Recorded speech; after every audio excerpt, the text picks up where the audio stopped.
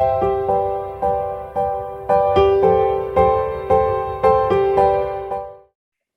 ladies and gentlemen. Welcome back to another BTS Live Gems. We are still talking about loss and grief. I am still Kadene Chambers, and I am still talking to Maxine McTaggart. Now, it's weird, I know. I'm still smiling, and I've been smiling for the entire series because even though we're talking about something that is potentially so sad and it could be depressing, we have all figured out how to have these conversations and still be and feel light and experience, moments where we're laughing or we're smiling in such a huge way. And I'm so grateful for that. And Maxine is sitting there and she's been sharing how she has lost, I think we've counted about 5, if not more, close family members that she has lost over the last 20 or so years, but we're talking about primarily now her mom, who she lost a year ago. And she's still able to smile. And she has been sharing her strategies for coping with each loss. She has shared some gems, key of which is that each loss does not look the same way for her. And even as it relates to her siblings and other family members, the way they've dealt with each loss doesn't look the same way that it does for her as well. So these are key things that we have learned as we have trodden this road with her this month. Maxine, thank you so much for still sitting here with me. Thank you so very much for having me. Awesome. And I'd like to thank our guests who are still on with us. This is why it's BTS Live. They're listening and watching, and when they have questions, they ask or comments, they share them. And I want to thank Juliet that reminded us that, yes, family support is key as you go through the experience of loss and grief. Right, with our very beautiful name. So, Maxine, as we close out this month's chat with you about your loss and the grieving process for you, is there anything that you would like to share with our viewers that they should either do or not do, or to think about as it relates to dealing with the loss and grief process or experience? Definitely. As I started when we spoke in the first episode, I shared that I came across a quote, and I want to share it with persons who are watching or viewing. I want them to be reminded that grief never ends. There's no time lock on it. It never ends, but it changes. Our grieving process, it is unhealthy for the grieving process to look the same way it did today as it does 10 years later. So grief processing never ends, but it changes. Not only that it changes, to be reminded it is a passage and not somewhere to stay. And so that is what I want persons who are listening, persons who are grieving, persons who are watching us. That's what I'd love for them to take away. Don't stay in the same position. Allow it to move on. Do whatever it takes. I go back and I also say to them, allow yourself to go through the passage, because you don't want to get stuck. When we get stuck, a lot of things will pass us by. Sometimes we get stuck. We have other family members, our friends who are depending on us. But it's okay. Grieve 10 years later. Grieve 10 years later. But it must never look like how you started. And this is where I remind you again, if you are the one experiencing the loss and you are feeling the exact way that you did months and months later or years later that you did at the onset, if you can't figure out what to do to actually move you along in the process so that it looks different and feels different now, it is time for you to get professional help. Sometimes, listen, we need different kinds of help at different times. So different kinds and different times. So if you recognize that you are unable to help yourself, that is okay. Figure out where you can get the best help from.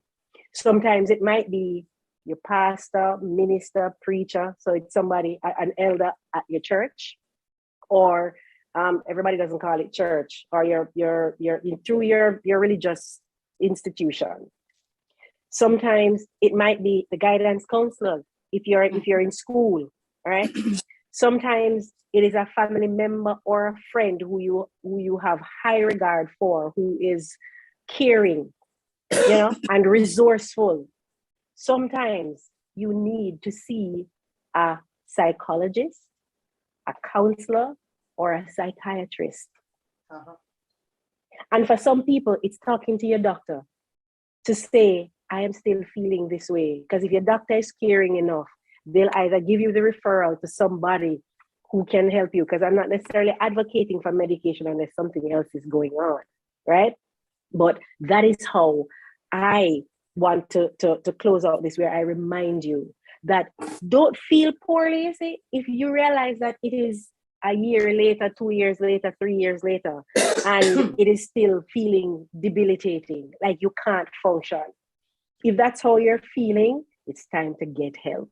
Seek professional help. It is okay. Nothing is wrong with that, right? And even if you were doing better and then something happened and you realize that you've fallen off or you don't know what happened, be gentle with yourself, be kind to yourself, and then figure out, okay, how do I get myself the help that I need, right? And we're reminding you, of course, as we're closing out this gem, that loss and grief does not only apply to the death of our loved ones. We experience profound loss, profound grief when we lose anything that is significant to us. Even if it means that you are now living apart, away from your family. If it is that you are at this place where either your kids are moving away for whatever reason, they're now college age and they've gone to school, or it is that they're just moving out, moving on. That can trigger the feelings of loss and grief. We've spoken about losing your health deteriorating, and it looks different and feels different. You can't do some of the things you used to do anymore. Yes, loss and grief kicks in. I had a conversation recently with a new friend that I have, and she's now retired. And she said, after being in the police force for 25 years, when she went into retirement, she went into a tailspin. She didn't know what to do with herself. She says, nobody talks to you to prepare you, to tell you that it is hard. She was grieving that old life. Yeah. Because that's what she did for 25 years. Wow. And so these are things that we should also take into consideration. And so I'm saying to you, dear listener, if you are experiencing feelings of loss and grief, but you haven't lost a loved one and you're thinking that can't be what I'm feeling, or it's ridiculous that I'm feeling that. No emotion that you feel is ridiculous. You don't need somebody else external to you to validate your feelings, to tell you that it is okay for you to feel this way, for you to feel it. No, if this is how you feel, this is how you feel. And every single strategy that Maxine and I and all the other guests who have gone already have shared are strategies that you can use to help you as you go through the grieving process. Or you can be that wonderful friend or loved one or family member who can better offer support to a friend or family member who is experiencing loss and grief.